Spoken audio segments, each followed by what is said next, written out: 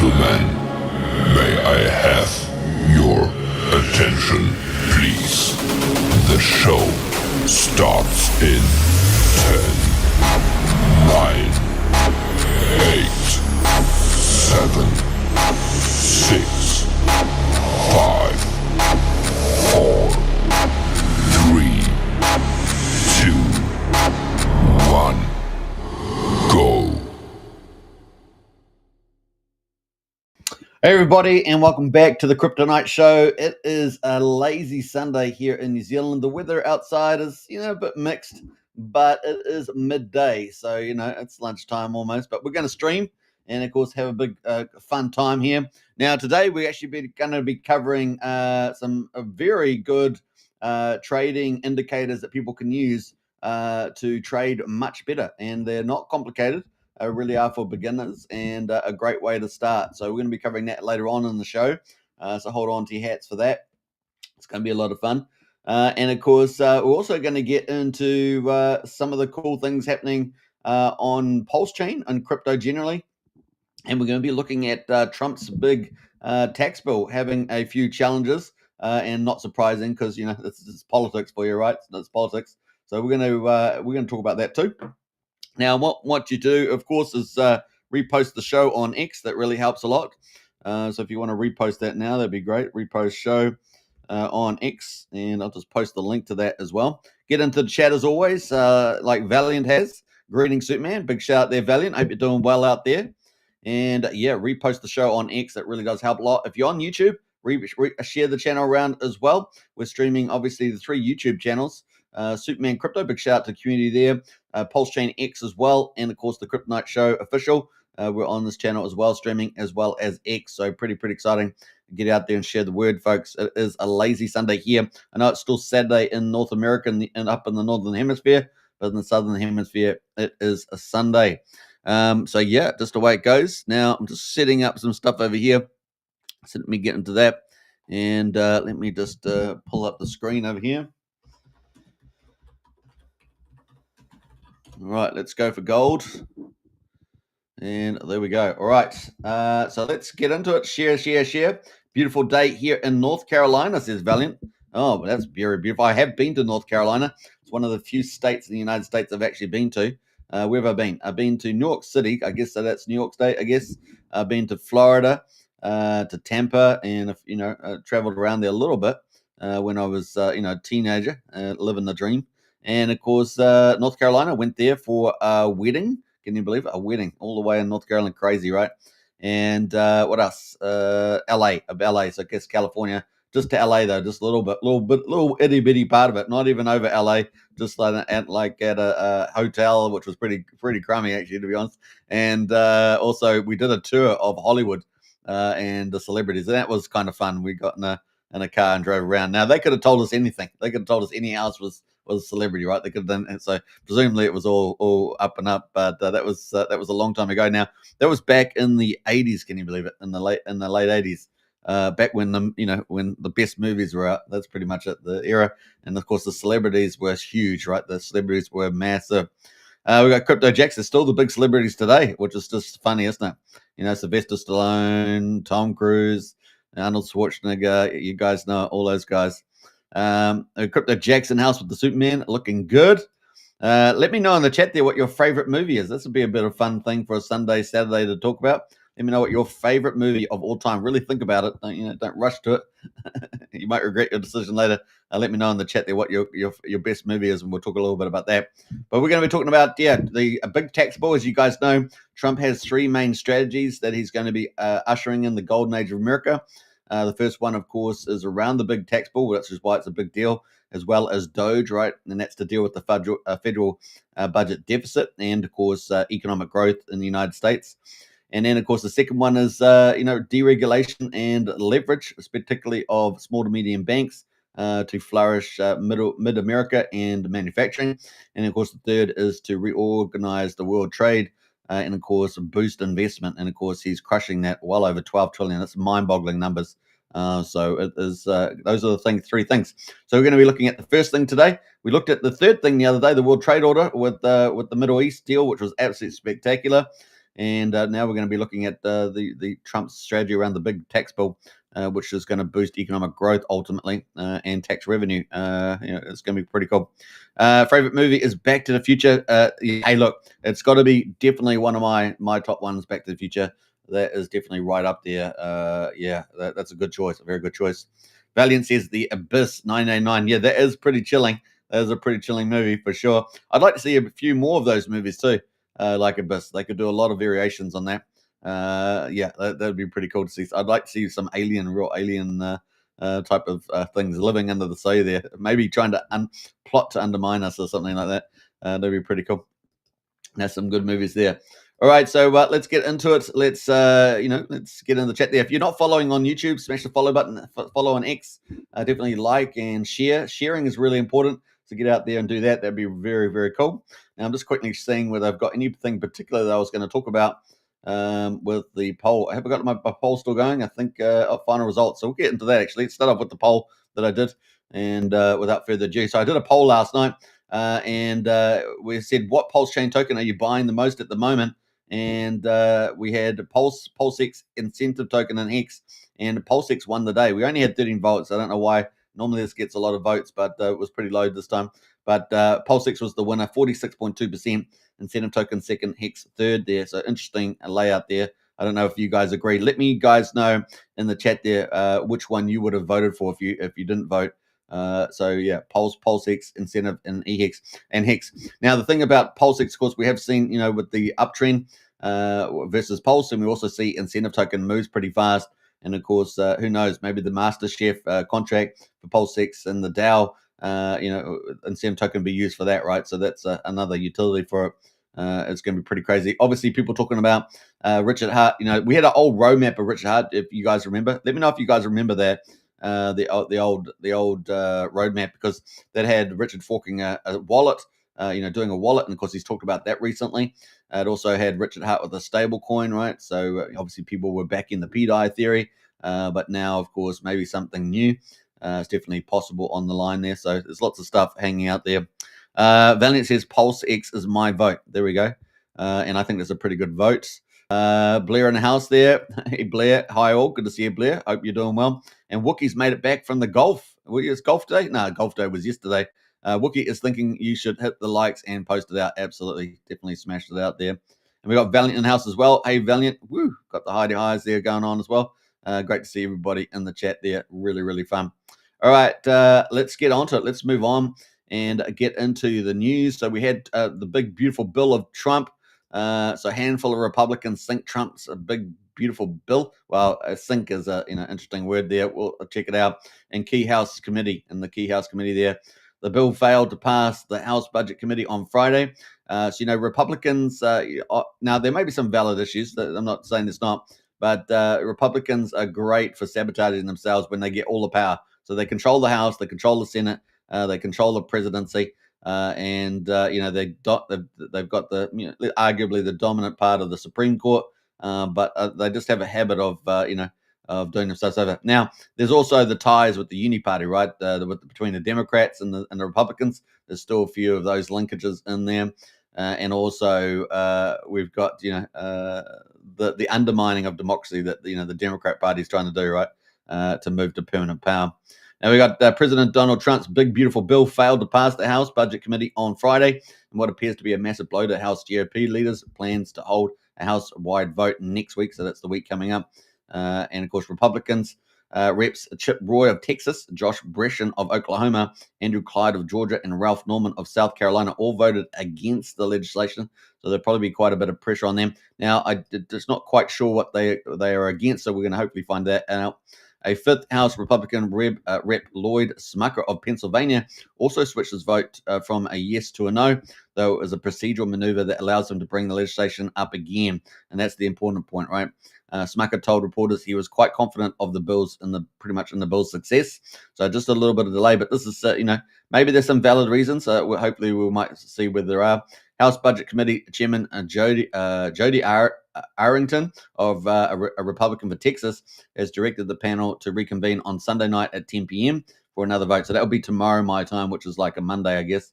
or later on tonight, somewhere there. Committee met to mark up and debate the bill, a massive piece of legislation that's a product of 11 different House committees.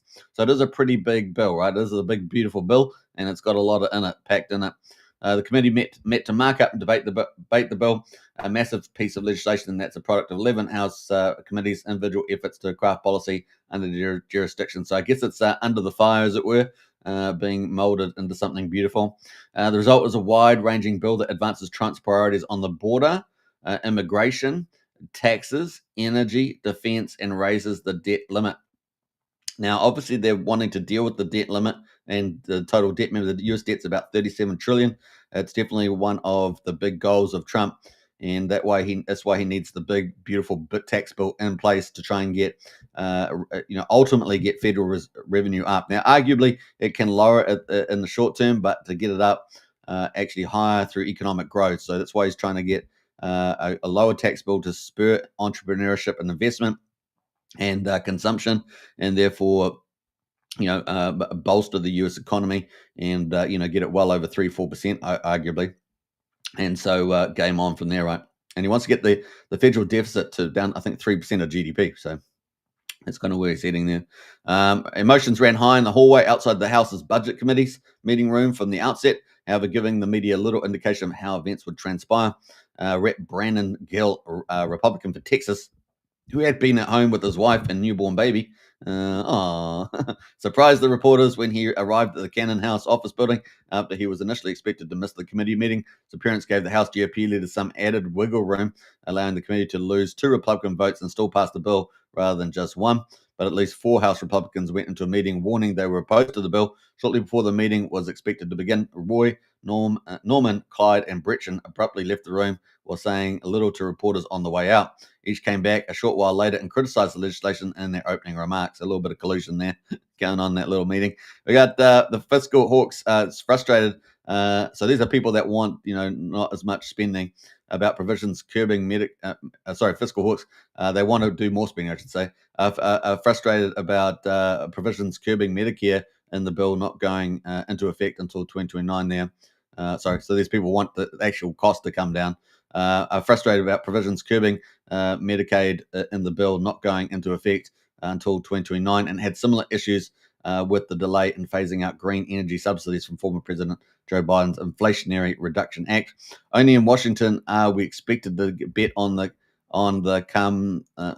We expected to bet on the come that in 5 years, then everything will work. Then we will solve the problem. We said in the debate, we've got to change that direction of this town. I agree 100% with that. And to my colleagues on the other side of the aisle, yes, that means touching Medicaid. Now, obviously, Medicaid's typically been getting, with the Doge getting out of fraud and other things like that, which generally most reasonable people would accept. Now, obviously, with Medicare and Medicaid, in particular this case with Medicaid, that's about medical, help there, and of course, that they're wanting to probably pull it back a little bit on some areas. So, we haven't got the specifics, so it's hard to say. At one point, Norman came out of the room and called for the committee to recess in order to work through the fiscal hawks' concerns.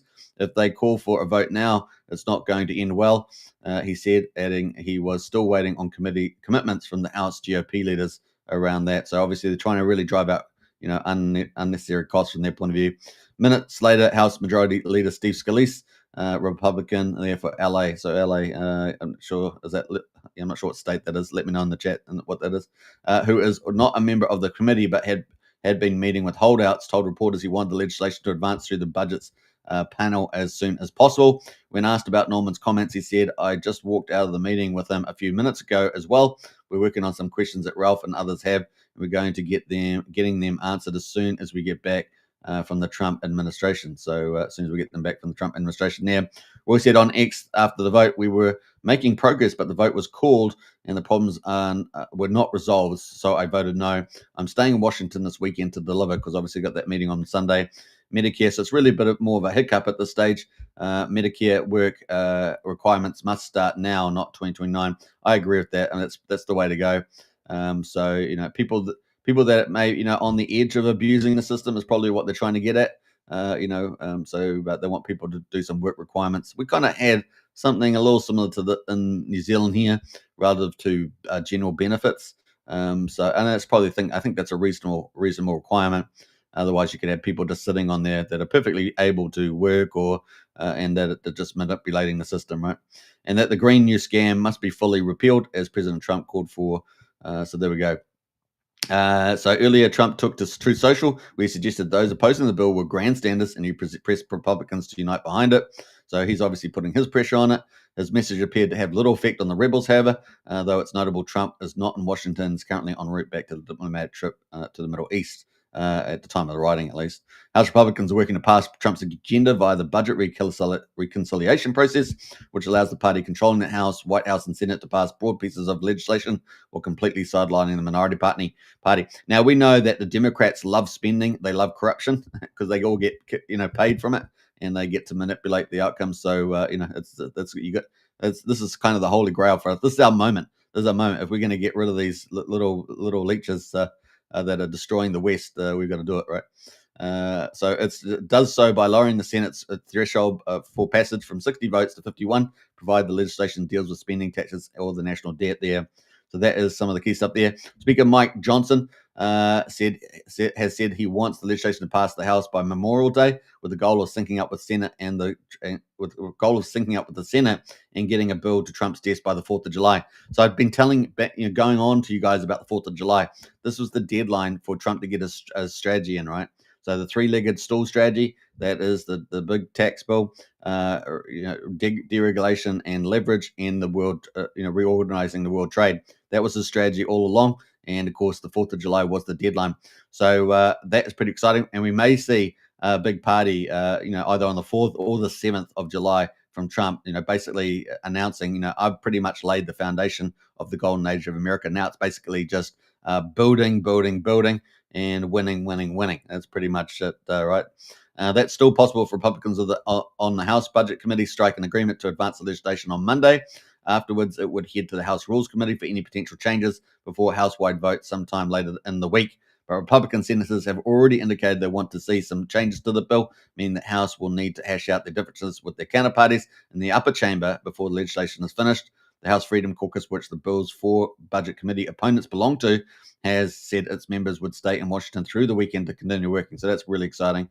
We are continuing to negotiate. We are not leaving right now, because this is going to get them what they want too, right? This is what they're trying to pressure at the moment. So they've got a lot of pressure points here, trying to get their way too. And I actually probably would agree with what they're trying to do. We have been making progress and are continuing to work on the legislation, Freedom Caucus said. So that was the update there around the big tax bill. That is fundamental. So why do we go through all that? Because it's going to have a massive impact. I'm going to talk about fundamental impact on the U.S. economy, on the big golden era of America. This tax bill is fundamental for that, and that's why we've taken the time to go through it. So hopefully that's been of some has been informative to you. And that's why, if you hadn't read that, maybe you hadn't read it independently or by your own, maybe it's the first time you've heard it. If you hadn't seen that, you would have no idea what's going on. Is there a setback in the golden age of America? Is that going to play out into my crypto run and all this stuff? That's the reason why we cover it, and I think it's very, very important. So that's kind of that on that. So yeah, I think a little bit of a hiccup, but I think it's still going to proceed through on Sunday. So I suspect that on in the weeks ahead, we're going to have positive news from that, and that may even rally the markets, right? So that is pretty exciting for next week. Obviously, this is crucial. This bill, big beautiful bill, as Trump calls it. So that is pretty much that on that one. Now we're going to check out crypto at the moment before the markets open for the week. So obviously it's Sunday here, which means Saturday in USA. And of course, tomorrow is going to be Sunday USA, so we've still got a little while to wait till the markets open for next week. Last week, the markets were great, particularly for a stock market, and crypto's been performing pretty well also. Now, there is talk, that Bitcoin's, some people are saying, it's a little bit exhausted here, and maybe this ushers in more of an altcoin season. We'll see about that, but we've got tons of big news coming up in the weeks ahead, because we've got the third part of Trump's strategy, which is all the trade deals, right? We're going to have tons of big trade deals done. And the market's just going to eat that up. Yum, yum, yum, yum, yum. That's what we say. Yum, yum, yum, yum. All right, so let's jump in. We've got a couple other comments there. Wookie says Star Wars A New Hope is his favorite. And well, that's because you're from that galaxy. That's why. That's his favorite movie. Star Wars, honestly, I was in the movie theaters. What year was it? I don't know. Remember what year? We used to get movies a lot later than in America back in the day, because you didn't have streaming or even what is it, CDs or anything like that. What is it? V-Rays? I've forgotten the name. D-Rays? V-Rays? Whatever. You guys know what I'm saying. I think we used to get the movies like, I don't know, 6 months maybe after they came out, maybe even 2 years of some movies. I don't know, this seemed like a long time. And I remember sitting down as a little kid in the theater this is the first movie I ever saw was Star Wars. The first movie that I remember at a theater that I ever saw was Star Wars. And I sat down as a kid, and how old would I have been? I don't know. Maybe 7. I'm not sure. Somewhere in that ballpark. And I sat down in this movie, watched Star Wars, and I cannot tell you, it blew my mind. It blew my mind. The whole theater shook. It was unbelievable. So yeah, Star Wars is definitely in my top 5 for sure. It was unbelievable movie, and I walked out of that movie thinking that, wow, it was just mind-boggling. Back in the 70s, it was mind-boggling. Yeah, crazy. I've never had a movie experience like the Star Wars one, ever, never. And that partly it's to do with you're a kid, but also Star Wars was 23 years ahead of its time. It was just groundbreaking, just a storyline, all that sort of stuff was just incredible. The animation, it was just so amazing. Yeah, so definitely right up there for sure. My shizzle for sure. What's it for shizzle, my dizzle, whatever. We got Valiant in the house there. We deserve an American first uni party. No more Democrats or Republican globalists, says Valiant. Yeah, well, the globalists is the problem, right? And you're absolutely right. So it is the way to go. People don't realize the Democrats are trying to set up. That's why they were flooding in all the illegals in the Americas. They were setting it up, and they were sending them all to red states, right? Sending them all to red states. And busing them and flying them in. I mean, it was just ridiculous, so that they can change the makeup of America. The other thing that many of you may not be aware of is that they were also trying to redo the election maps as well. They were cunning, man. They were trying to redo election maps so that they could also accelerate the permanent power of the Democrats. Could you imagine it? Cities full of violence, cities, people being abused, and they don't care. You got we have it creeping in New Zealand. We got judges that are in favor of the criminal. They reward the criminal and they persecute the victim. It's insanity. It's absolutely insanity. So yeah, if you want an upside down world, the Democrats and some of these uni party globalists are the ones to vote for. But they'll enslave us all, and so it's this is our time. Trump and the golden era of America, freedom, security, prosperity. That's where we want to go. All right, we got Frank White in the house there. Bang bang, Pulse gang. Good to see you, Frank White. Big shout out. Frank White, if you haven't seen Frank White's website for PulseChain, you should definitely check it out. In fact, I'm going to try and bring it up maybe tomorrow or something. I don't have it on this browser, so yeah, we'll check that out. That's going to be pretty cool. Let us know what it is in the chat there, Frank. Maybe you could just type it in if you can't post links. We got Gugard in the house there. Good morning, King. Hey, now, I say this enough. I was in an X space yesterday, and people were asking me about some good projects and some good good things that people can do for their projects. As you guys know, we've moved here with the Kryptonite Show. We've expanded our coverage into promotions. So we're doing professional promotions for PulseChain. That's really needed. A lot of people have asked us for it, and a lot of people need it. And we've had really good feedback. So that's something we're going to continue to expand. And of course, we've got a team building. We've got MVS out there, promotional lead. We've got probably a bigger team. It's probably almost up to 10 people now that are playing a role in some way and helping promote a lot of teams, which is pretty exciting. And it's a win-win for everybody. And we got Gugod out there. He's just an example for a lot of teams because he's just out there marketing and promoting like a boss. So if you're a team out there and you want to get a good idea of stuff that you can do by yourself, let alone getting people to help do promotions, check out Gugod because he's doing a lot of things that people should be doing. So yeah, big role model there. And of course, we're going to be talking about this new token that came out because Gugod says, yeah, make sure to put Crown on your watch list. Yeah, so he's pulled a new token. This is his final token that he's launched. So Crown, and he's also got King Jr. I think as well. King Jr. out there. So yeah, Gugod absolutely. But the promotion work is amazing. New token innovation. So yeah, pretty exciting. So well done, Gugod. I love to give congrats to people that are doing some great things that we can all learn from. It's pretty cool. Valiant says, I'm sure Trump is making a list of people to primary. Don't pull on Superman's cape. Don't pull on Superman's cape. Yeah. What else there? Let's see here. We got a good question there for Gugod from Valiant. So you can answer that one in the chat there. We got Wookie on the spot, 77.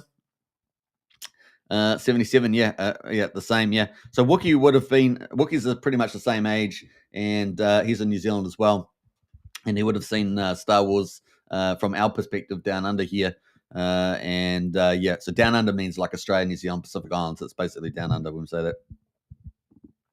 And it's got Wookiee. Wookiee saw that movie too. It was just mind blowing, honestly. I just cannot say enough about how crazy that was. It's almost a heavenly experience when we saw that movie. It was just in that sense that it's just beyond belief. You just cannot take it all in. It's crazy. I'm here for the TA, says Brennan. Hey, Brennan, good to see you. Yeah, we're coming up to that later on. I'm chatting a lot more than I expected to, but it is a Sunday, right? So we're kind of just having fun here. Appreciate you, legend, says Gugod. A big shout out, man. Send one king token to yourself to trigger the pending awards. That's to you, Valiant. That's a nice answer there. Rewards are sent straight to your wallet. No claiming. There we go.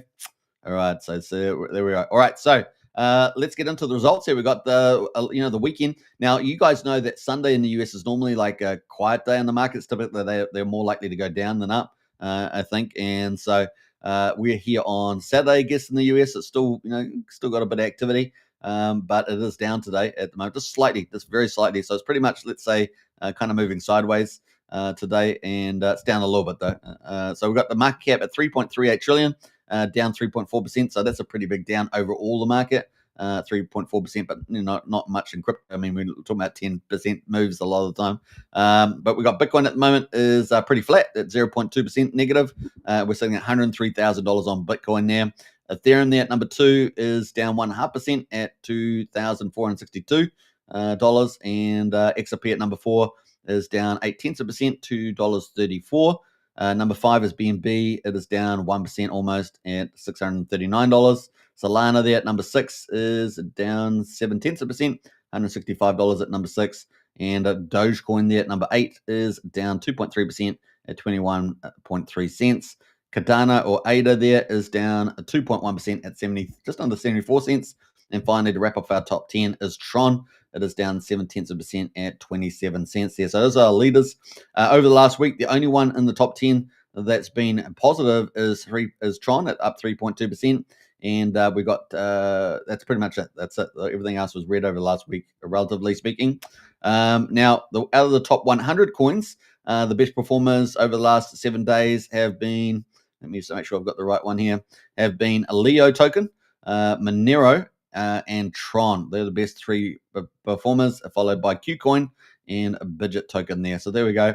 Those are the ones that I want to talk about now. Below that, we do have some ones that we've seen a lot lately, like Tokenized Exchange, Hyperliquid. So they've been around, popping up in some of the top performances these days. So overall, the top gainers here on CoinGecko, we've got Maple and Genius AI and Moonpig there popping up, all pretty green today, 20 to 50%. And then trending as Launchcoin on Believe. Yeah, Believe, we saw Believe the other day leading, didn't we? So that might be one worth checking out, the old Believe. And I haven't really done enough on that. Maybe I should check that out too.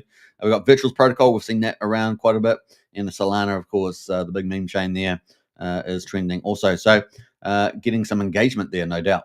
So that's pretty much it overall on the crypto markets.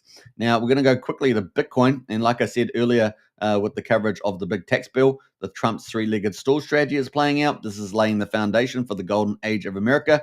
As you can see, it needs to be laid in by the 4th of July, which is this big green arrow, right? And that is going to usher in the golden age of America, and it's going to be ramping up extremely fast, right? So we know that he's just come back from the Saudi. So talking about the trade deal announcements, he's come back from the Saudi deal, so he's got a whole ton of deals there. With Saudi Arabia, UAE, and of course Qatar. Now, as we know, Qatar is a terrorist sponsoring nation, right? But they play a double-handed game kind of thing. But apart from that, the whole thing was spectacular, and he raised probably about $3.5 to $4 trillion in further investment. So that puts him up around about $12 trillion in 120 days or whatever it has been so far. It's pretty crazy. So yeah. February, March, April, May. So almost 4 months. So yeah, pretty crazy. And of course, he just came off the back of the UK free trade deal, something that the UK has been wanting for about 25 years. And so that's been pretty huge. But we're ahead of us in this lead up to the 4th of July. So in this period here, we've got this big green line, right? And this big period here, we've got, India deal potentially coming up, Japan, South Korea, many of the big countries in the world, deals coming up, 115 altogether. And of course, the top 15 will probably be able to lift markets, right?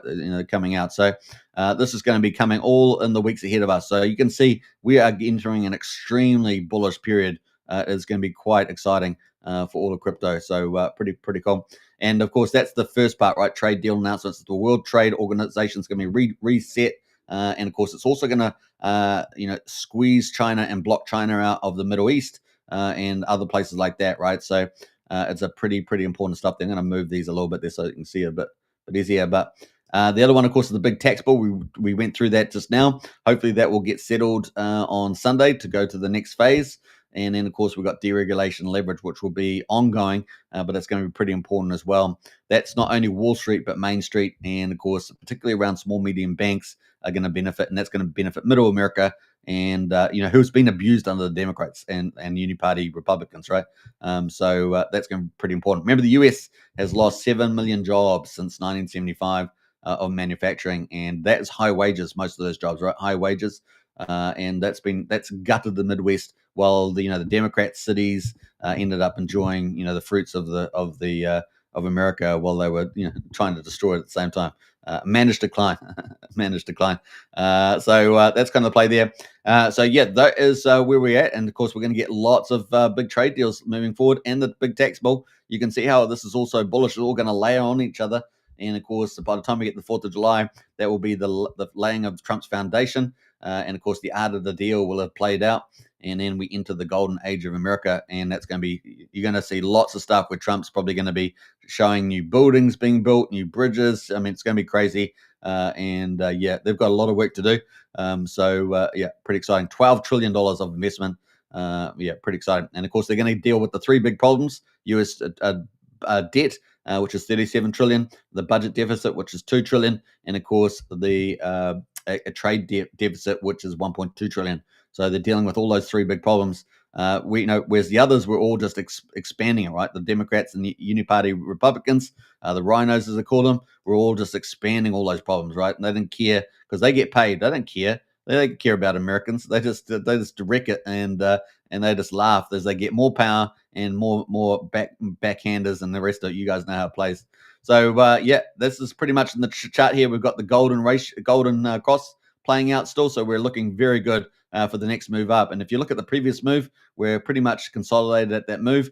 And so we're ready to make the next move, right? So next move up into the 130, 150 mark for Bitcoin and up and away, right? And you can see us, we're going to break out here. It's going to be violent. It's going to be violent. And of course, we're ushering in this altcoin season. It's going to be pretty epic. So looking pretty good, right? That is the crypto markets where we are. That's where the Bitcoin is vis-a-vis Trump's, golden age of America. Now we're going to get into PulseChain results. Before we do that, though, let's have a look at a couple of comments. Let's jump up here. Let's scroll. Let's see here. We've got Sean O'Malley in the house there. Everyone needs a little Sparta in their life. That's a big shout to the Sparta community there. Good to see you, Sean. And what else there? We've got Wookie. Says, not sure which one Wook seen first at the theaters, but Star Wars and Greece, where the first he remembers going to was 1977. I was around about 6 or 7. Yeah. Well, we both had pretty much the same experience. Greece was also another one, which was just mind-boggling. I would actually, Greece has got to be, there's a lot of great classic musicals, some really big stage ones that the Hollywood used to do. But I would say overall, from my point of view, Grease is easily stands out by itself as probably the greatest musical of all time. That being said, I haven't seen every single classic. When I say classic, like pre 1960s musicals, because they did some pretty big ones back then. But yeah, Grease is just magic. John Travolta was just unbelievable in that movie, just unbelievably good. So good. It was, the actors are supposed to pretend they're real, real characters. Well, man, he pulled that off in spades. That was an incredible, that to me was the height of his career. He did a lot of great movies, but that role in Grease was just unbelievable. Do you guys remember what the gang's name was called out of Greece? Let me know in the chat there.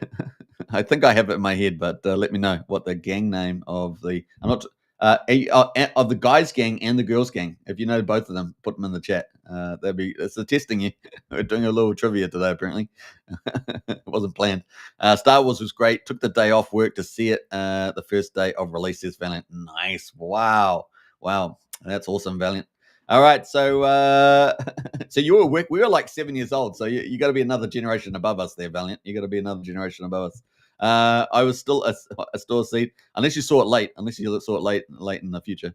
I was still a seed. Oh, you said first day of release, yeah. So you must have been. You must be another generation above us. Brendan says I was still a seed in a sack. Says Brendan, yeah. Brendan hadn't come into existence at that stage. What else there? Valiant says, I'm old, lol. Yeah, you're definitely another generation above us, that's for sure. What else there? Crypto Profiter in the house there.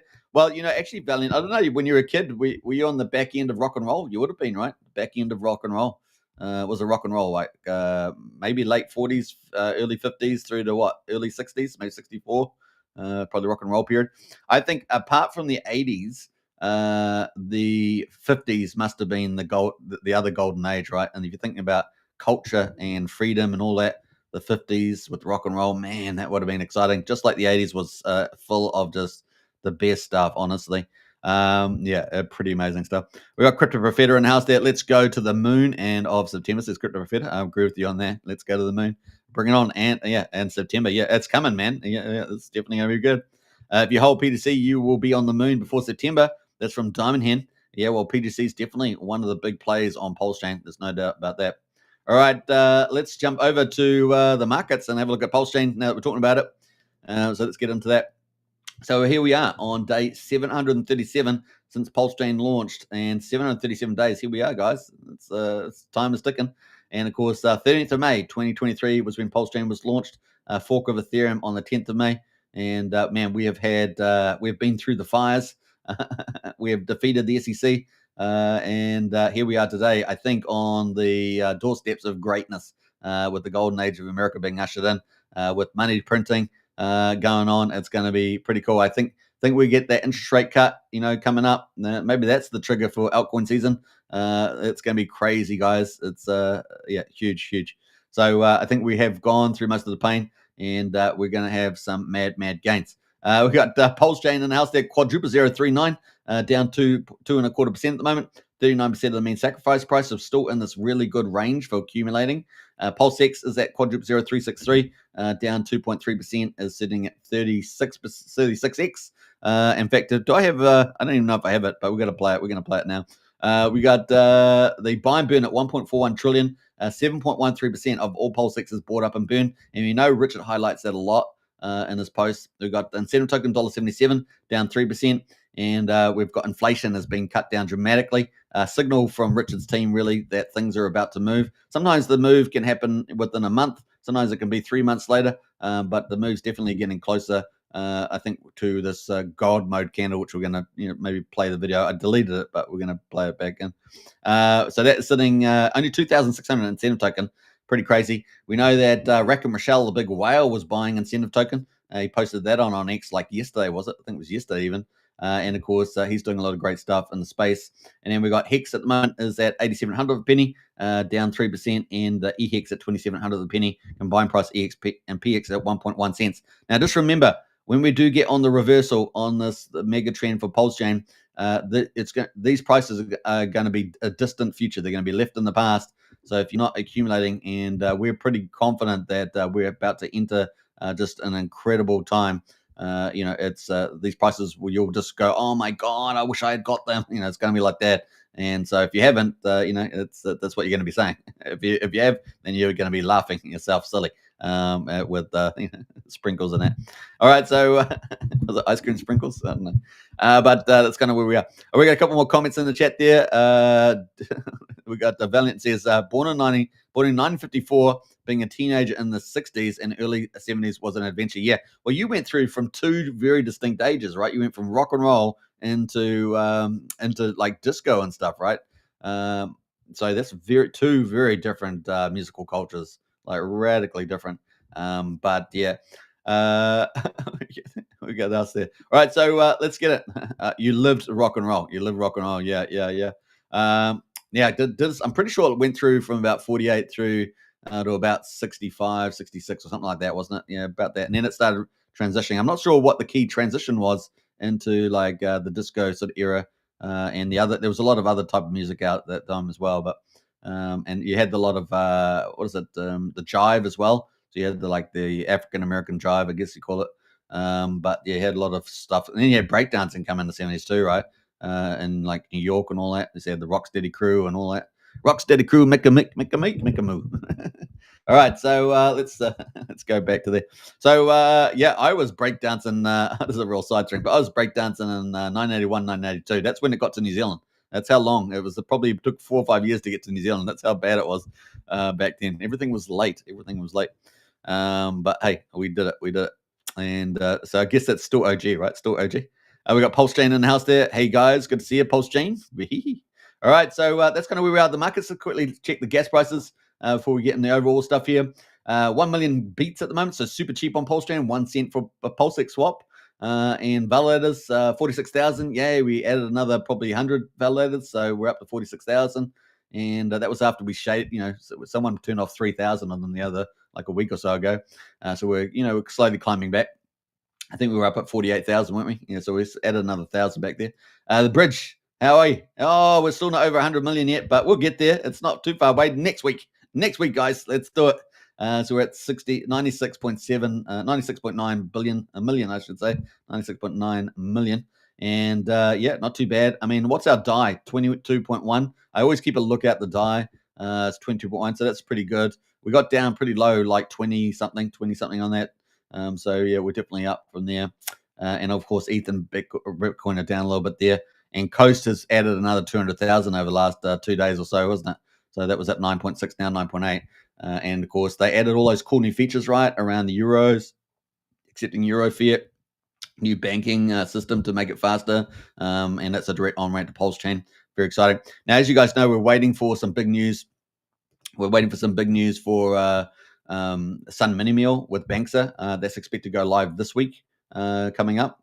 So that's cool. And they've got another 2 other on-ramps expected to launch, I think, before the end of May, as well as another one coming in Q3, I think, Q3. So assuming they're on time, that's the time frame. So yeah, we could have 1, 2, 3, 4, 5, 6 direct on-ramps at least onto PulseChain, and then we've got some other mechanisms like PulseLN and things like that that do, I think, on-chain to on-chain swaps as opposed to direct, I guess it's RPCs, I guess it. So yeah, that is kind of weird. All right, so kind of cool. Let's keep a lookout. 100 million, bring it on.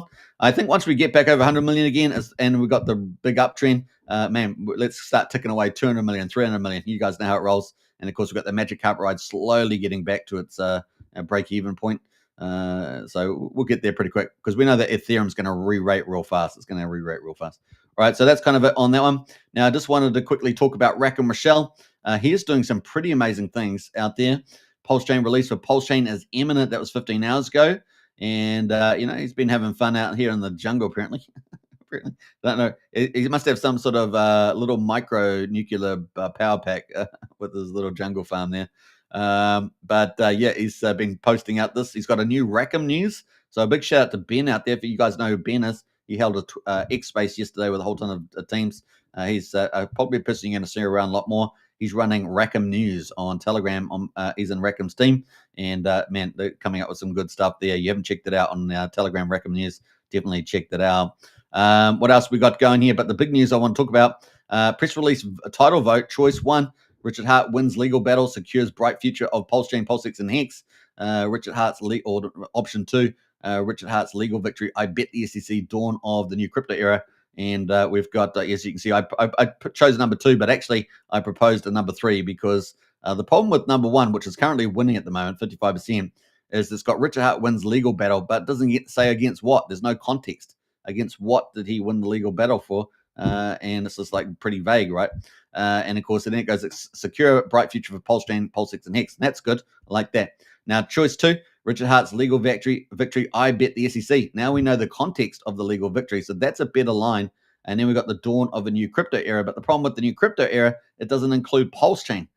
So that's the problem with these two. And so I left my little comment and I said, choice 3, Richard Hart's legal victory. I bet the SEC secures bright future for PulseChain and PulseX and Hex. So you got everything in there packed. So that's my option. We'll see how we go. Everyone else has got their own suggestions in here as well. So there we go. All right, so that is for him. But the cool thing is that he is doing a big press release, and so he's really ramping things up. As you guys know, he's not only investing, he's doing social media, he's helping run news flows, he's helped running X Spaces.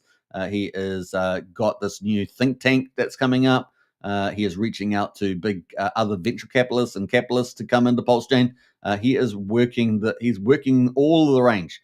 So this is what Rack and Michelle's doing. Think Tank update, 31st of July, the 2nd of August. Sponsor Rack and Michelle. Contact the Steve Hitson. That's his front man, as we say. Location will be Orlando. Disney will be available. Isn't that cool? All of us dream like kids. We're talking about all these movies, and here we go. Disney is all that makes everyone. I have actually been to not Disneyland, which I would like to go to, but I've been to Disney World in Florida, which I think they're pretty similar. Obviously, the location matters, but because I think the Disneyland is the original, right, in California. We got Lodging, the Swan, and Dolphin. VIP suits available. I'm sure they're pretty nice. And of course, topics: PulseChain, blockchain, and crypto. Security, yes. Police, SWAT, and dedicated available. Recorded, yes. And of course, they got the highest stakes documentary. Looks like they're going to be there from the looks of it. Food and lodging, yes, provided. So all your food and lodging provided, and catering. Invitation tally. What do they got there? They got openings. They got 6 openings, and they've closed down 6. They're only going to have 12, and they've got 6 openings. So there we go on that. So that is coming up from Rack and Michelle. Great idea, the think tank here. So he's just doing so many things on different fronts. Pretty exciting there. And he's been on a lot of places lately too. He's posting little videos of different places that he's at. He's in Vegas. He's gone from the islands to Vegas. He's having a good time. So that's good stuff coming from Rackham. If you haven't followed Rackham, give him a follow. If you want to follow all that stuff, leave your comments and all that sort of stuff. That is Rackham Michelle, not only the largest whale on PulseChain, but also doing incredible leadership. He's doing hugely. He calls himself a general in the PulseChain. I think there's appropriate title there. All right, what else? We got some more comments in here. PulseChain says PDI to $1. Well, it's definitely. We saw that wallet. If you guys didn't see it, we saw a wallet come over with 555 ETH right the other day, and that was buying. It was buying PDI.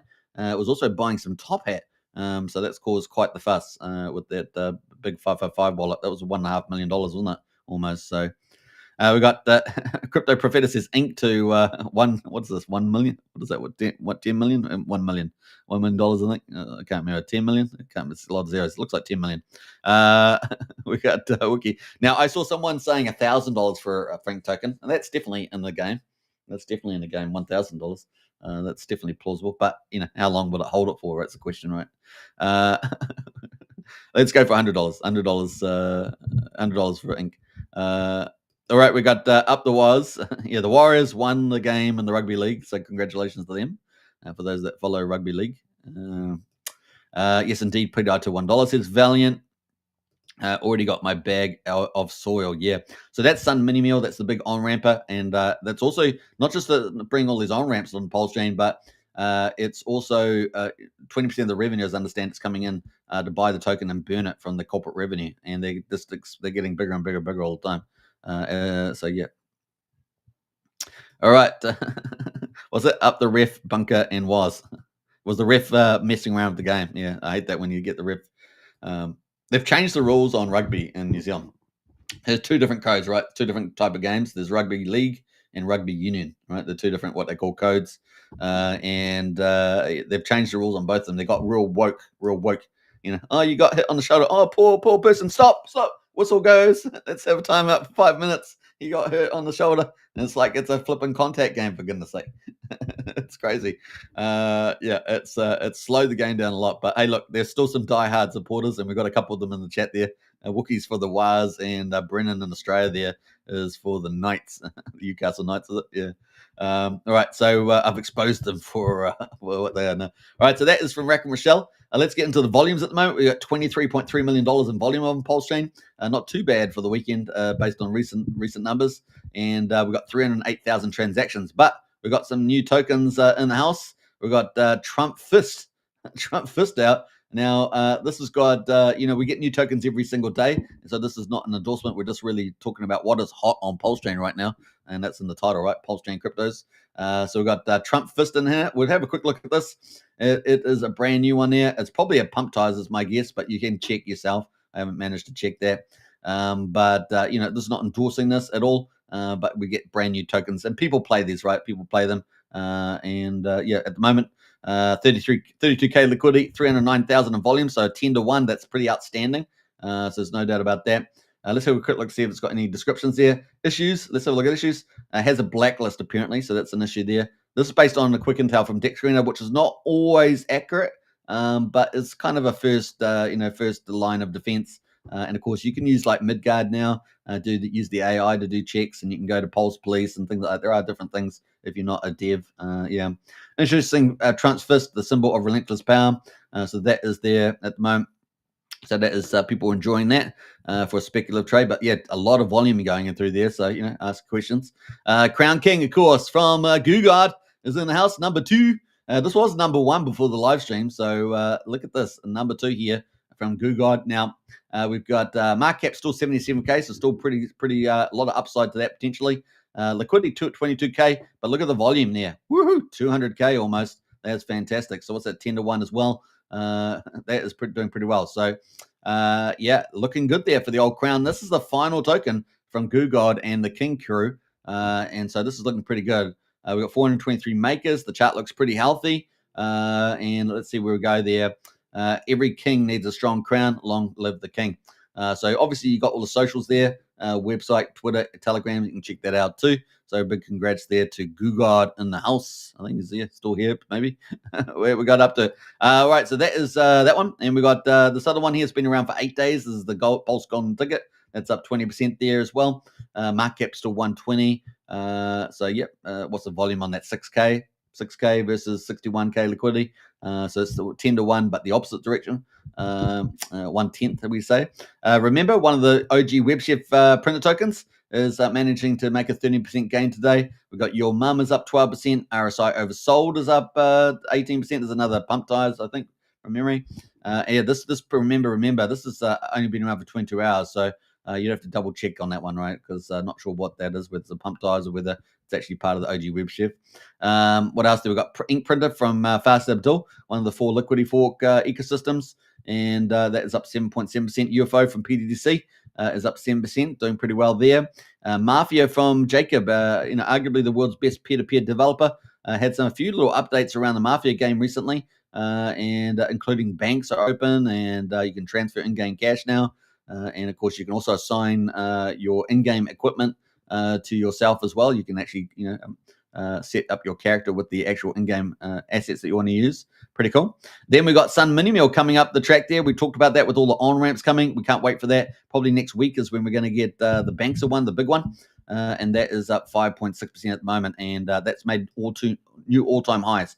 I would consider this, for me, I consider this one of the blue chips on PulseChain. We talked about PDC, I think, is another one. You have to decide what you consider that, but that's kind of, I think, the evidence-based. And of course, fits pretty well. So we got it has reached 8 cents today. Can you believe it? So pretty awesome. Yeah, well, just shy of 8 cents on here actually. The open was 8 cents. So yeah, it's reached 8 cents today, and pushing higher. How high is this going to go? The market 397 million, 1 million liquidity, and 77 volume there.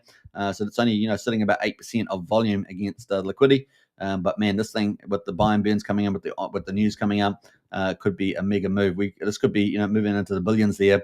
Could be pretty awesome. And we're going to talk about that in a minute. We've got UpX at the moment up 5%. Top Hat, which has been performing really well with Crypto Coffee. And of course, recently they got on the Emmett Farm, right? Which we're going to be talking about Emmett Farm this week coming up. That is doing pretty well. And so Top Hat there, beautiful I argue Crypto Coffee is the top influence on PulseChain, based on multiple measures. and also the fact he just launched his top hat. And it's just starting really soft, but it's going to be pretty cool. We just got onto Emmett Farm. That partnership's fantastic. Big shout out to Kairos out there doing amazing stuff. And then we've got Sparta coming in the house there. Someone in the chat there was talking about Sparta earlier. And that's from, was it Wendy's for Tendies, isn't it? Project there. So an old Hex OG, up 3.7%. Beast, another one there from OG Web Chef. So our second printer token, up $1.20, is $1.20 there. Making a little bit of a comeback after it's a pretty hard sell down. And let's see if it can make a bit more of a move in the weeks ahead. UpX there is up 3%. Sparta, of course, another pair there. Gas Station, another printer token, up 2% there as well. Access Alive. So we've got, is this the first influencer token? It is. I think it is, yeah. We got the first influencer token here from Access Alive out there. Now, we're talking about technical analysis today. And funnily enough, he is one of the sort of the gurus of TA on PulseChain. Is up 1.7% at the moment. GoPulse, the big information site / swapping utilities, that is up 1.3% there at 10 cents. So it's holding pretty steady at that mark. What else there? We've got DWB there is up 0.25%. So those are kind of where we are at the moment. And then we've got a lot of our favorites are still down the line here. We've got the Solid X's of the world, the Teddy takeovers, the incentive token. They're all down slightly today. X game, things like that. But let's see what this week has to bring for us, because I think it's going to be this pretty awesome week after week moving forward on the old stock market and crypto market. So I think we can all get pretty excited about where we're heading. As I painted out in that picture on the Bitcoin, we've just got bullish news after bullish news expected. And we had a little hiccup this weekend, but like I say, if Sunday we get the Freedom Caucus voting, we could start moving forward to that, which is going to be pretty exciting. What else we got? Some more comments. Soil is good to go, says Valiant. Yeah, 100%. What else there? It's come off his chest. Yeah. I got that off my chest. That's true. That's what she said, says Brennan. I'm not even sure what that's about, but anyway. We got Hexcavator in house there. Hey, gassing. What's it? Hey, gassing. Good to see Hexcavator in the USA. Big shout out. All right, so let's get into what we're going to talk about today, which is our top trading indicators you must use. So top trading indicators you must use. Now, obviously, this is for people that are relatively new to stock market, crypto, whatever you're going to be trading. It applies to all markets. So obviously, if you know all this stuff, it's just watch. But if you are new to this, hopefully this will be a little bit of interesting to you. Now, you can come in, and if you're probably quite new, you can get tricked out by charts quite easily, right? You can buy the tops all the time, and you keep doing it, and you're going, what's going on? I keep buying the tops. So this is a little bit, hopefully give you a little bit of help about that. And let's have a look at the chart here. Now, obviously, with trading, emotions is the number one thing you have to control, right? Your emotions. That's the biggest thing. And it's always going to be the hardest. It's hard for all the pros as well. That's why most people, even professionals like hedge fund managers and people on Wall Street, they often don't even beat the indices, right? What's the indices? It's basically all the stocks or cryptos inside an index of which gets traded, right? So it's kind of the totals of those values get traded essentially, and they don't even beat that market. That's kind of the market number, but most people don't even beat that, right? Even professional traders don't even beat that. So this kind of helps you in that sort of vein, trying to do well over time, right? So especially if you can control your emotions too. Now, the first one we're going to look at, I've got here the Hex chart. So this is Hex on PulseChain, and we've got the daily set. So these are daily candles, right? So you can see the daily candles there, and that's ticking over. That's what the chart looks like back in time, right? So there we go. That is it all the way back here at the beginning of PulseChain, all the way through to today. That's what the Hex chart on PulseChain looks like. Right, so it looks like it's trading in a big sideways range with massive range, right? The top is 3 cents, and the bottom here has been, a third of a penny, right? So we've got this big giant range here in the price, right? And so we've got, if we take the little calculator, it sort of shows us that it's basically 800% or 9x is the top to get back to the top from the bottom. Right, so that's kind of where we are there, and we did do that in about 93 days back here between September and December last year. So that that was pretty huge, right? So that is the Hex chart. Now, obviously, we're way back down here again at just under 9/10 of a penny, right? But once we break out of this big range that we've been in for 700 and what was it, 25 days or whatever it's been now, it's huge, right? So once we break that, it's going to be absolutely pent up, and we're just going to go up to the right. We also know that Richard Hart's thinned out the liquidity pools, all that sort of stuff, and he's been talking about God mode candles, right? God mode candles, which we might play that video later on. But this is the kind of the chart. This is what we're looking at. This is our information, and these are daily candles. But let's bring in the first indicator. So the first indicator we're going to be looking at is RSI, right? So RSI, so the relative strength index.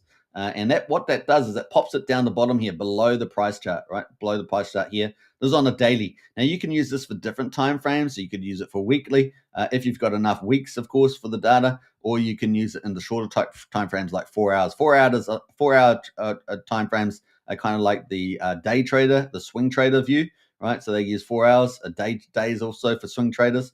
So a day trader, obviously trading within the day, typically. A swing trader may be trading within days or within weeks. And then, of course, you've got more investors, try to trade longer time frames as well. So whatever, whether a day trader, swing trader, or an investor, you can, use different time frames for that. And, of course, you can use shorter time frames versus longer time frames to see what the longer time frame is going to do, right? If the shorter time frame is looking like it's overbought, then that may say that you're going to have to wait a little bit before you maybe buy some more or something, that sort of thing for the longer time frame. All right, so you can see the RSI moving along here with the price chart, and basically the RSI just basically tells you, how the buys over the sells are going, right? Is there more buys over sells? Is there more sells over buys? And that's basically what it's doing for you, right? And so you can see here that we've got two numbers. We've got a range of 70. There's a horizontal line at the top, a range of 70 here. And we've got a lower line here, the range of 30, right? It's kind of what we are doing there. In fact, let me show. I don't know if I can move to this other screen. But no, I'll probably stay here with the smaller screen. But that's kind of the 30 there.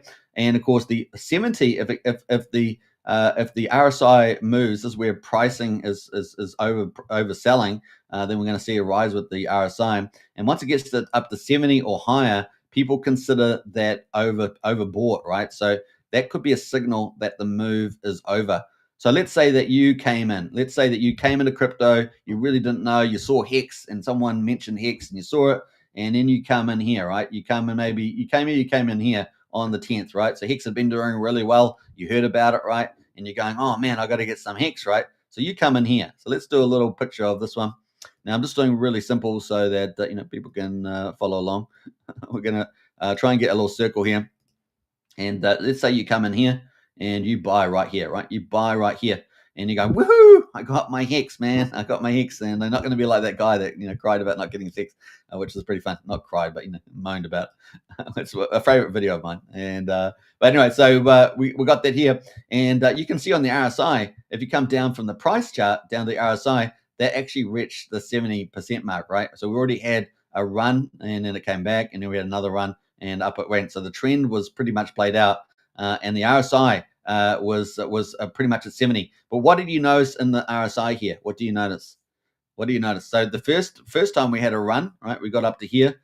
We got up to almost 2 cents, and the RSI was real hot, right? Really overbought, right? And it lasted for quite a bit, right? And it can do that, right? It can last up to maybe 3 to 7 days, 3 to 7 days even. Sometimes it can only be a blip, right? So a blip like this. But of course, if you had sold here, you looked at the RSI and go, oh, this is overbought, and took profits, you'd been safe, right? You'd been safe. Now, obviously, in here, it was still going up, and so you would have missed some big gains, right? You would have missed some big gains here, right? You would have missed some big gains. So if you use the ruler, if you got out, say, halfway through here, you would have, let's say you got it halfway through the big RSI being overbought, you would have missed out on some of these gains in here, right? So yeah, you did, but you'd still been in good profit, right? Which is the main thing, right? You want to be in good profit. You would have still been in good profit. Now that's not always the case. Having a long period of time where it's really elevated up on the RSI, overbought, is not very common, right? So you can see other times when it was overbought, it was a very short-lived thing, right? So you would have done very well listening to the RSI chart, right? That would have been telling, oh, this is overbought. I got to be careful. Maybe I've got a day here at most. Other than that, I've got to sell out, pretty much sell out. So that's kind of the lead in there. Now, what did we see in this chart though, right? So we see the RSI went hot and the market came back down, right? Came back down, and the RSI went from up at 88. Remember, over 70 is overbought, went to 88, was pretty hot for days, and then it came back down all the way down to 39. And what happened to the chart? It sort of pulled back as well, right? So that means there's more sales than buys pretty much, and it was getting sold down, right?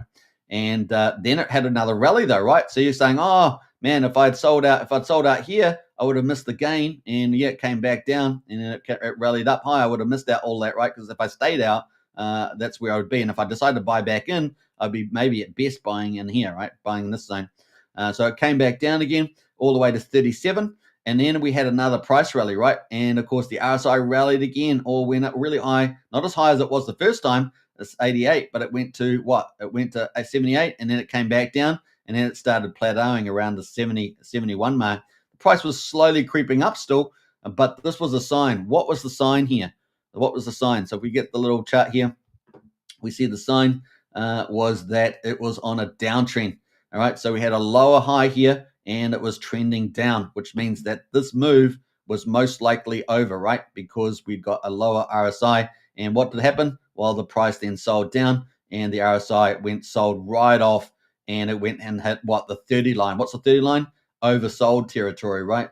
And so that's kind of a play there. So that is a great illustration of how RSI can be used. And of course, you can compare that to previous time frames as well. But if we look at this little zone here where it was super hot, we look at that where it was super hot for ages. That's not as common, right? We can see that looking back at the chart on the daily time frames, that is not so common to get that. Now, I'm expecting to see more of that in the future once we get to a big mega uptrend, right? Because really, we've been in this really long channel here, right? So this long channel, we've had this kind of 3 cent mark has been the top of the range, and of course the bottom of the range has been pretty much down here, right? From the opening of PulseChain through to our low here as well. So the low here for Hex being the 8th of September. Now, you guys know once we break through this, we're going to probably get into what we call big parabolics. In other words, the price goes up really fast and comes back down. So some of these sort of moves. But on quite a fast time frame, we're going to see some pretty violent moves, I suspect, at some stage in the near future, probably not too far away. And we're probably going to see more of these overheating type of marks here. But what you've got to keep a lookout for is this divergence here where we're getting the RSI going down with lower highs. That's a good sign to you that this big mega move is going to be over for a period of time, right? And then if we'll pull back. Now, if you want it to pull back, you can, once it gets down to like the 50 mark, you could consider, possibly getting back in. But of course, depending on how ramp it up, how much it ramped up, what are the fundamentals looking ahead, you can decide then what you should do next, right?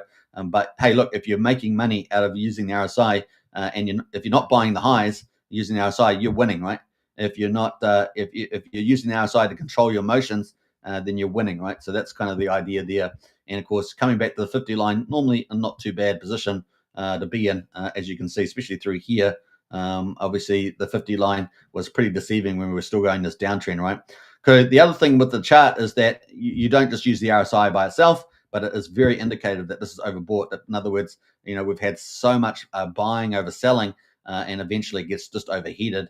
And that's when we're going to start seeing some downtrend. So that's a very important use of the RSI. Now, there's other uses of the RSI, but that is one of the key ones there. So hopefully that's kind of been, a little helpful there. All right, so kind of cool. Blair says, I just use the 8-ball shake it, says Blair. Well, that's what we're trying not to do. We're trying not to use the 8-ball. That's that. So that is kind of play there on the RSI there. So I think that's pretty cool. Now, you can come up to the RSI itself, and you can see you can hide it with the hide button. So these are some of the features. You can also hit the settings button here with the little cog. It's got a little cog icon, and you can actually change a few things around. Like you've got the length. The standard length is 14. I'd probably just keep it there. If you did search around for analytic people that commentate on this, they may have some variations, some little tricks that they think that are useful, depending on maybe the asset class or the token that you're looking to. But 14s are pretty much the standard. It's also using a smoothing line called a simple moving average. There are other alternatives like the EMA and WA there, the exponential moving average, etc. And of course the smoothing length on the line as well, a 14. So I mean, you can play. I'll just leave the defaults. The style, of course, you can change the style. You can see we've got a purple font. Maybe you don't like purple fonts. It's more just a visual sort of it. Maybe you like to have a yellow font there. You can see it's really bold. Maybe that's what you like there. You can change that as well. And when you click on this button here, you can also change the opacity. Obviously, you can damp that down. You can see it dulls it down a bit there. Or you can have it full, and you can also change the thickness of the line there as well. Maybe you like to have a bit of eyesight issue, or you just like it to be bold and punchy. You can change that around, and it's got 4 different options there. So there's some cool things to play around with the visuals, which is important when you're looking at stuff. You go, yeah, cool chart, cool chart, stuff like that. Now everything else you probably don't need to change too much, right? The upper limit, the middle limit, and the lower limit. That 70-30 line there, right? So if you get rid of it, it's going to get rid of that bottom line. If you get rid of the top one, it's going to get rid of the top one, middle one, the 50, right? So you don't really need to change that. You can see 70, 50, and 30 there as well. Some people may change that as well, but this is really the default view, probably just worth keeping it there. You can also change this as well. The background, I think you can change the colors on that too. So you could have like yellow on the back, and it's looking groovy yellow. So that is some of the stuff you can do with it. So not bad. They also got a smooth line there as well. You can add in a moving average, right? And you can obviously change all the stuff in that too, with the colors and everything else. So that's kind of the play there. Visibility, of course, it's got all these time frames. Now, daily, of course, we're on the daily time frame, right? If we were on a 4-hourly or different time frame, it would affect that. But if we turn off the daily, it's going to turn the whole thing off, right? If we turn off the hourly, it's going to be fine because we're on the daily time frame. And you can see the time frames there as well. So 1 hour is 59 minutes, 1 minute 59 seconds, etc. So those are some of the things you can play around with on that. And then finally, you can obviously remove it by clicking the X button there. And of course, you can do a few other things by moving the visual orders. Lots of different things you can play around with the object trees. These are all more sort of advanced things. Generally, just the default is fine. I've changed it to yellow, but hey, look, that is kind of the play there. So we've got bearish divergence that can happen with the RSI versus the chart. And this would have helped you a lot, right? If you saw the fact that this was oversold but lower highs, well, it played out exactly right. So you would have been able to sell the top and fight another day with all those mad gains, and then not have to wear down this downtrend here as well. It consolidated for a while and then came down, right? So you would have been pretty laughing yourself all the way to the bank because the RSI was a useful tool. So I think that's a really important one. The RSI is like one of the basics, especially if you're new, because a lot of people buy the tops when they're new, right? Hey, look, a lot of people have been around for ages by the tops as well, but it's really, this helps you a lot, especially the more disciplined you get at using it, the better you will be off, I think, as well. Now, obviously, you got to take this into account with the type of trend. If we're in a big, powerful uptrend versus a sideways trend here, which I would argue Hex has been in, and of course on this particular time frame, and of course a downtrend as well. So you got to take into account those things there. So that's kind of where we are on that first one. Now I'm going to delete. Probably I should delete that. Yeah, I'm going to delete some of these things here. Just let me do that. Then we're going to talk about the next one, right? So the next one here, we're going to get into. I'm going to take out these sideways, these ones here. And the next one I want to get into is we're going to actually get rid of this one too, even though I would keep this on all the time, the RSI, but we're going to remove it just for argument's sake. The next one we're going to have is moving averages, right? So we use something called a moving average, which averages out prices. And we're going to use the moving average exponential here. Now, there are other variations like the EMA cross and things like that. You can check out those. EMA cross is a short-term time frame moving average for days. So if you had days or hours, it's going to be different, right? And so we've got moving average. So we're going to check that out. And I'm just not sure what I put on here, actually. So we've got volumes on here as well. Let me just get rid of those. But we've got the EMA here. And so we've got the EMA. It's got a default. So let's have a see what that is. So default is 9 days, right? So it's averaging 9 days. We've got a smoothing line as well, which overlays, and that is currently on an SMA, and we'll probably just keep that, right? Now, the style, of course, we've got here, we can change that, and I'm going to change that to, now this is a 9-day, but I want this to be 50 days, and I'm going to make that yellow, right? Because that's a shorter time frame. That's what I like. You can do whatever color you like. You can do pinks. Some people like to use the pinks. And I use the pinks, these 2 pinks for short time frames. It's just my preference. And I use the orange and a yellow for longer time frames. But you can do whatever you want. You can switch that around, whatever you like, right? So that's kind of the moving average there. But we want to make a longer moving average, right? So we're going to go to the inputs, and we're going to type 50 in here, right? We want a 50-day moving average. This is a longer term moving average, and you can see there's the chart there. It looks like that. But as you guys know, we want it to stand out a little bit more, so we're going to go to the style, and we're going to hit on the color tab, and we're going to come down, and we can click either this one, or we can click even thicker. But I think I'm going to go for the second one and leave it at that, right? So that is where we are on the average, and that's the 50-day. But so 50 days is pretty interesting. We can tell whether the price chart is over or above it. So the fact that the price chart is over the 50-day, it's actually, it's kind of a signal that things are moving up to some degree. But of course, we need more than just one location to see that it's actually moving up. Like when we had this big run here, we could see that the price was above the 50-day moving average. So it was kind of bullish, right? 50 days is the moving average, and it came back. It kind of tested that area, and then it came back up again, right? That came back up again. So you can obviously use this with other indicators, and you can sort of take a couple indicators and try to work out where we are in the chart. And of course, this one here is performing very well. As we say with the RSI, you kind of saw that we had a pullback, then we had a rally, and then we had the RSI that told us that, yeah, we had a lower RSI, therefore we had some, bearish divergence, and so we should probably exit out of there, which would be a wonderful move to do, right?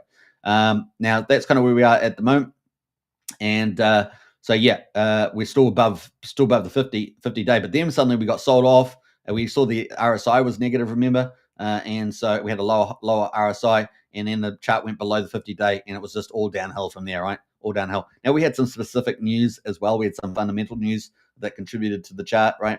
And so like Mr. Dong and the PDI maker exploit, things like that. Particularly this part here, right, in the May here, but back down here. So we obviously had some negative news in both here around the SEC and stuff like that.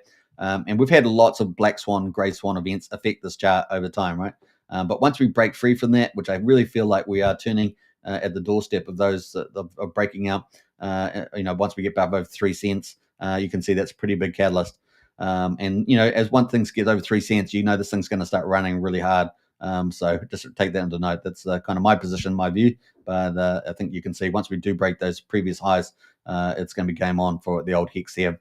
And there's only so many people that can hold a million hex, all these other arguments that go with that. Now, this is a 50-day, but we need to add in another average, which is longer, and that is we need to add in a second one. So we're going to go EMA again. And you can pretty much leave these on all the time if you like. You can always hide them, right? So we can hide that yellow one just by putting the little I button. And then, of course, we want to go into the second one. We hit the settings or cog button, as you might call it. And we're going to go to the inputs, and we're going to go 200 days. Right? So the 200-day and 50-day, these are very widely used. And we're going to have the 200-day. We're going to leave everything else default, including the source, right? The source has what part of the price that we're looking at? Well, we're going to look at the closing price, right? What was the close on every single day of these 200 days? That's what we're looking at. You can change it to the open, the high, or the low in the chart as well. All right, so we're going to do 200 days. We're going to move the style, and then we're going to pick on the style here, and I'm going to use orange, right? Orange is for long term, and for me, orange is a little bit less in my face. I know it's bright, but it's less than, not as bright as yellow. Yellow is kind of that short term. That's why I like that popping color. The yellow is kind of a bit more dimmed down, but still pretty bright, and that is over the 200-day moving average. So that's what I'm going to do. I'm also going to pick off the second thickness in the line just for visual as well. It depends, maybe you've got eyesight issues, you can have it even bigger as well. I'm going to leave the opacity the same. So that is kind of the chart there. And I don't know what happened. We got yellow there. Must have forgotten to click on the yellow, on the orange there. All right, so that is the orange, and we can now see we've got even more information, right? So we got the longer view in orange, and of course you can see the orange starts later, right? Because it's 200 days. So the 50 days starts 50 days later, right? After the chart starts, pretty much, and then of course it starts, annually days. But the 200 days, like 200 days later, right? So then that starts up, right? That's kind of the idea. You can kind of see that 50-day, 200-day start. Then it starts to give us information because now we have short-term trend of the price and the long-term trend of the price, right? And we can see that when we get on here, we can see that this crossed here, right? We had this big vertical move in the price. Now, you can also obviously use the RSI that we talked about as well. And then we saw this crossover, right? We saw the 50-day cross over the long-term average, which was hyper bullish, right? So what do we got here? We got the yellow line, the short 50-day crossing the longer-term 200-day. And this is what they call a golden cross, right?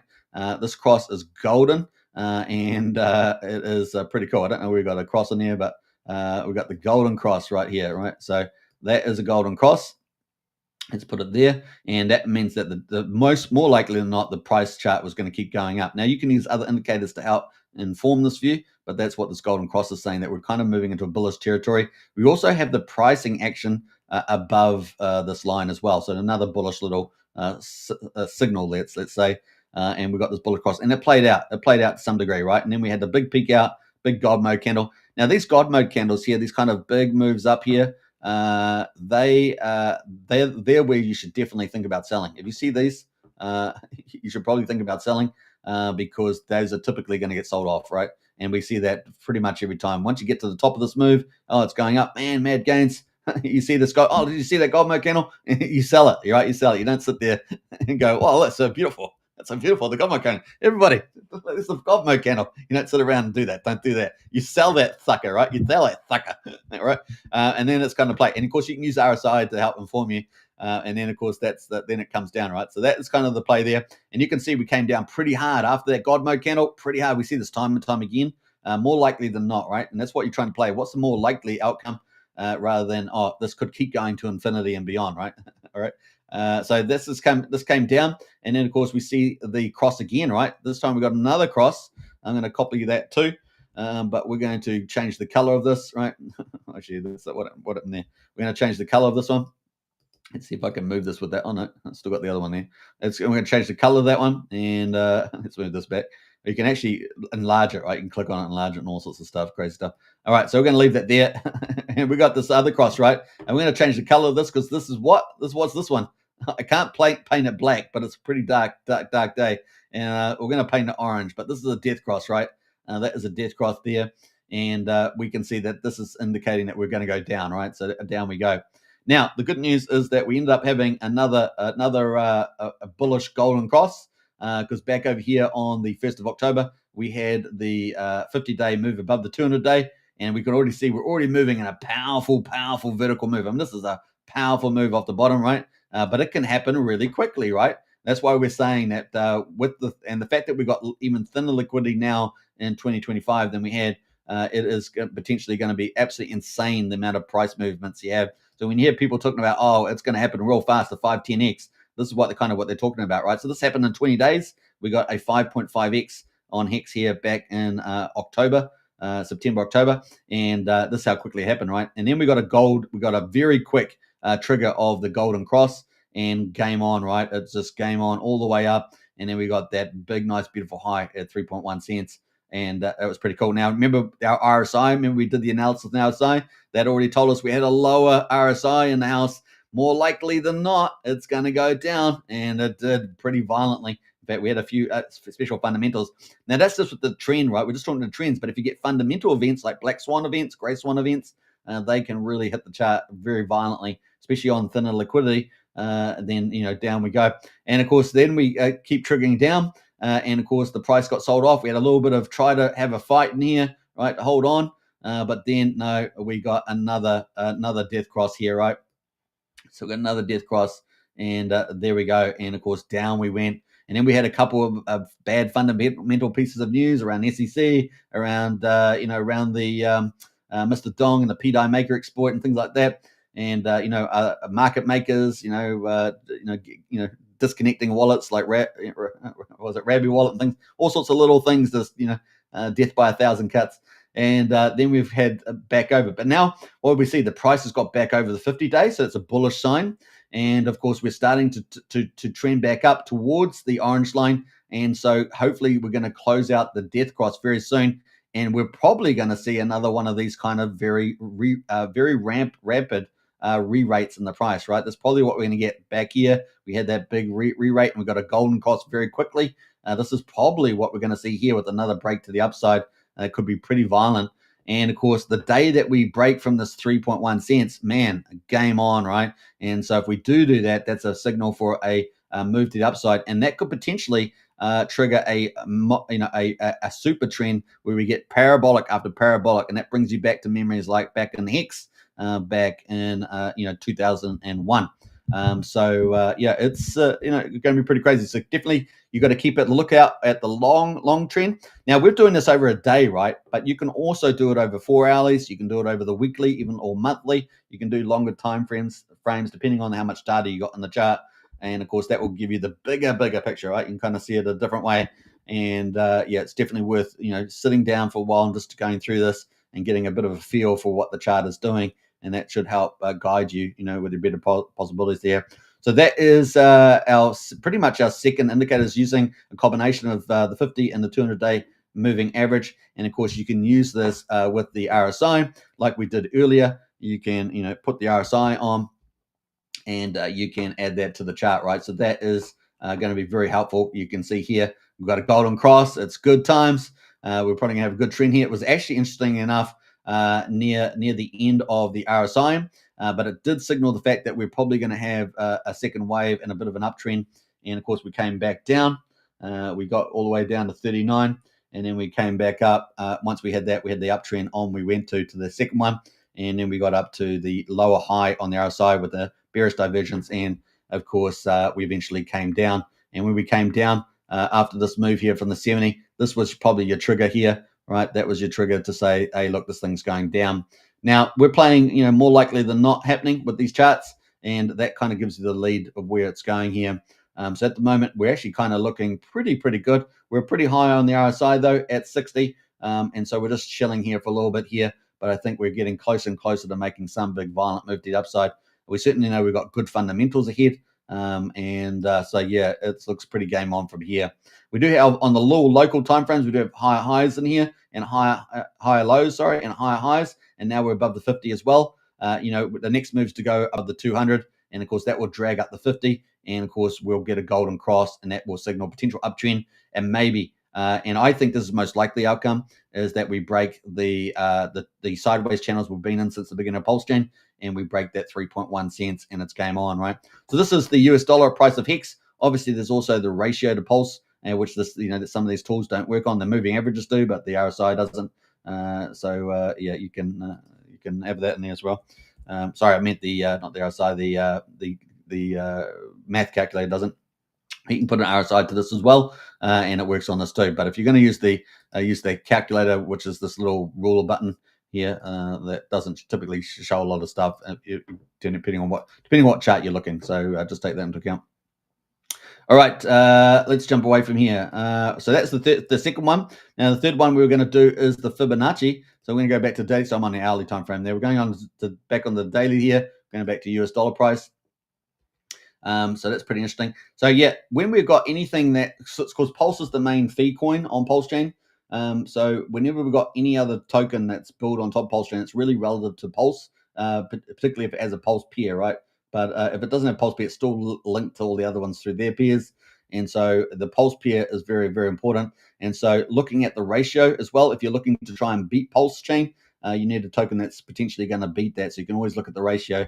You can see here with HEX, that 1 HEX equals 225 Pulse, and it's pretty low at the moment. So Pulse has, pretty much been outperforming for this period of time in here.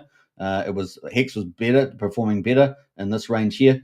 So that's another thing you can think of, but that's another topic. But that's a very important topic when you're dealing with the chain.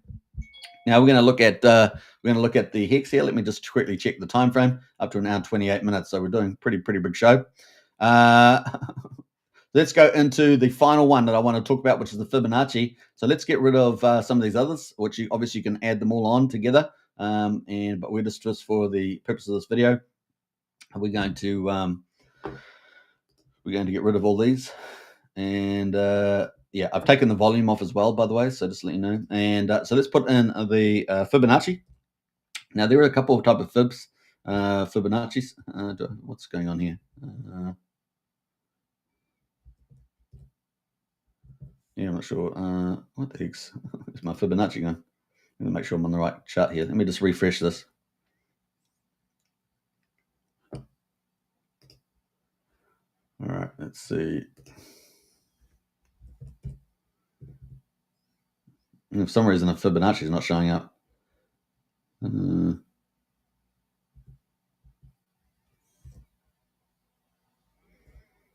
Oh, yeah, sorry, my bad. So this is not an indicator. Getting stuck on the indicators. This is not an indicator, but this is a tool that we're going to use. It's used as another indicator. So let's go over to here. So instead of going up to the indicator button up here with that sort of function sign, we are going over to this tab here. So we've got this first tab has got I've got the first tabs up here, but first tab is the mouse button. The second tab is the lines that we have, so we can do lines. It's a whole nother form of like using tools and indicators. The third line is the Fibonacci, and so we've got all these different tools, and these are really cool tools. We've got Fibonacci, and another one that you might want to use is a Fibonacci trend extension as well. But we're going to do the Fib one here. And what you can do on this, remember this chart that we had with the Fib with the RSI, we had this one here. So we can start at the bottom and we can scroll all the way to the top there. And what this will do, this doesn't always work, but what it will try and do is use a Fibonacci. So Fibonacci basically is the sum of previous numbers. So if you had 1, 2, 3, 4, it's going to go, if you had 2 and 3, then the next number is going to be 5 on the Fibonacci. It's kind of how it works. So if you had 3 and 5, the next number is going to be 8, and it's kind of a mathematical rule that you got up. So yeah, Brennan says, yeah, it's a tool. Yeah, I had a brain freeze for a moment there. You got it. Yeah. Save the day. All right. So that is kind of where we are at the moment on there. And so typically what we might see is a chart typically come back to the 61.8 Fibonacci after it's had a big rally. And you see you start it from the bottom and you go to the top there. And this sort of gets into, I guess, golden ratio numbers and things like that. But we're at 61.8. And it's typically what you might see a pullback happen. And so we did start to kind of see in this chart that it tried to defend this line around this line. And what people do, if you're doing stop losses and things like that, then people will put that in. And that's another topic, of course. But people can put in, if they don't want if they think the price is going to be in a downtrend, if they're making a short-term play, they might put a stop loss if there's a product available for that. And of course, put a line here to say, if it goes below that, I'm going to sell my position automatically with a stop loss, right? So I think we have a couple of 1 or 2 products on PulseChain like that. But that's kind of where we're doing that. So, but in this case, you might say, well, we've done this big rally. It's gone up mad gains, and how far is it going to come down? Well, Fibonacci might indicate maybe it's going to get to 61.8. Maybe that's most of the time it's 61. And of course, we looked at the RSI, right? Then maybe a 61 might be hit. In this case, it went virtually all the way back down. So in this case, it didn't really play out. It almost just completely wiped out. But a lot of times you might see in the chart that it does play out.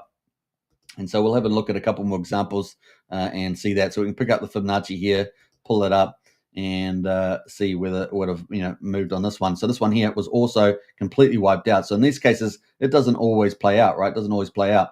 Now, if we had a shorter time frame, let's go to the 4 hourly, shorter time frame here, and have a look at this one. So we got the Fibonacci. We'll bring that in, and let's put that in again. We're going to start it from the bottom and then pull it up here.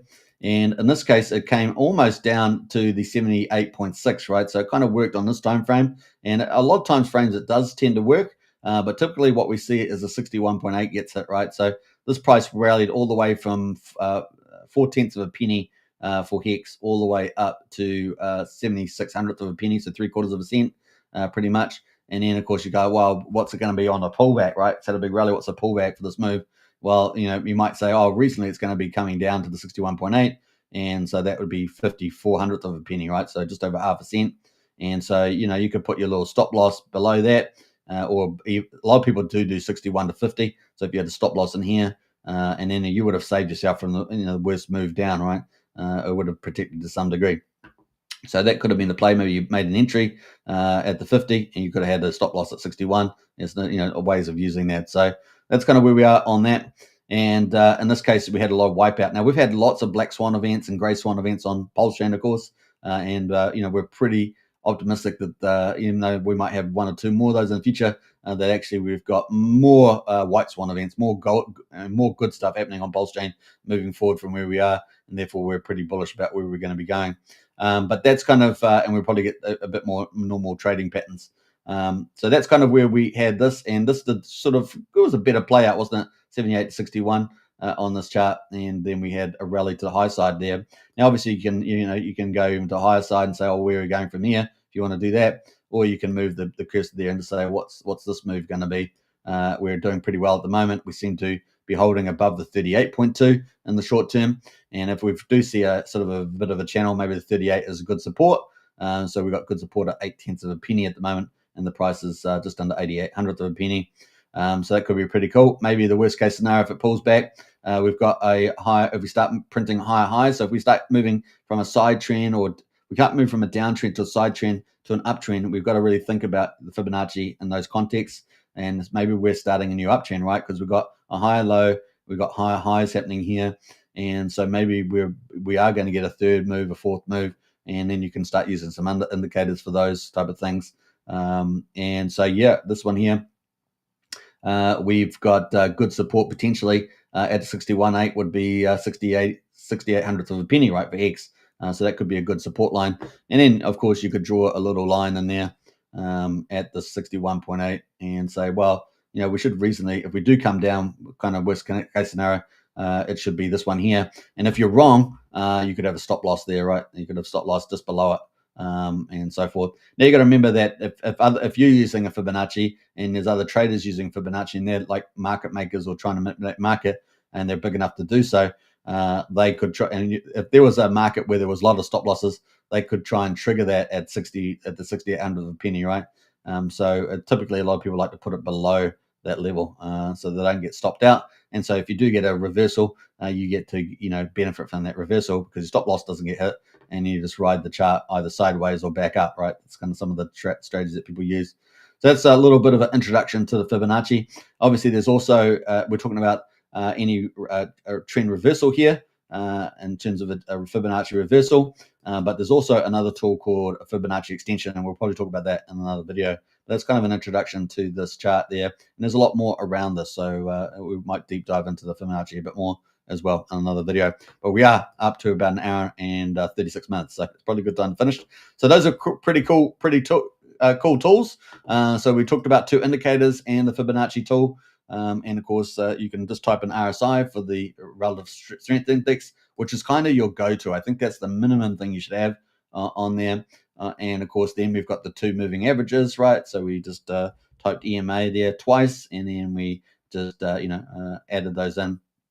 We add two of those in, and then we can go to them, hit the little cogs button, and we can set them up for the ranges, right? 50-day, and change the colors, of course, as well, and do that also for the 200-day. We can change the amount of days that we want it to average out. Go to the style there and click that as well. So that is the cool move. That's the long-term view. Now, we didn't cover the short-term view, so what I might do in the next video is cover a bit more about the Fibonacci, do the Fibonacci extension, and cover short-term moving averages as well.